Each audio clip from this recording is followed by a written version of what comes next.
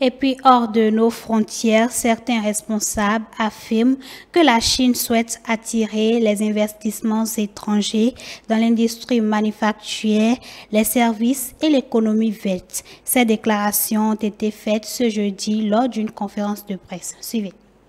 La Chine a réformé son marché et s'est davantage ouverte au reste du monde au cours de la dernière décennie.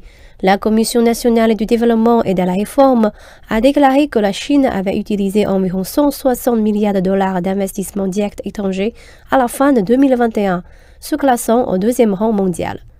C'est principalement attribué à la loi sur l'investissement étranger adoptée en 2020 et à d'autres politiques de soutien qui contribuent à assouplir les restrictions du marché. Le gouvernement chinois prévoit également de mettre en place plus de politiques pour attirer les investisseurs internationaux.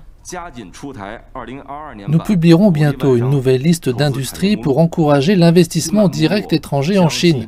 Cela aidera les investisseurs étrangers à investir dans des domaines clés tels que les industries manufacturières et les services.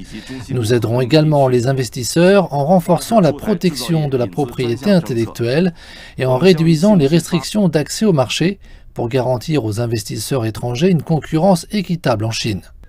Pour améliorer l'environnement des affaires, la Chine prévoit par ailleurs de construire un marché national unifié.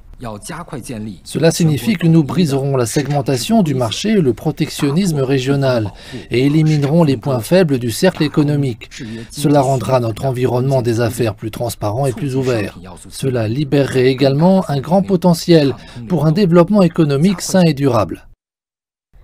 Cette année, les tensions géopolitiques et les conditions météorologiques extrêmes constituent des défis pour la sécurité énergétique chinoise. La Chine accueille à bras ouverts les investissements étrangers dans l'économie verte pour l'aider à atteindre son objectif de neutralité carbone en 2060. Le gouvernement chinois s'engage à réduire les obstacles à l'accès au marché et à améliorer l'état de droit afin de créer un marché plus ouvert et équitable pour les investisseurs nationaux et internationaux.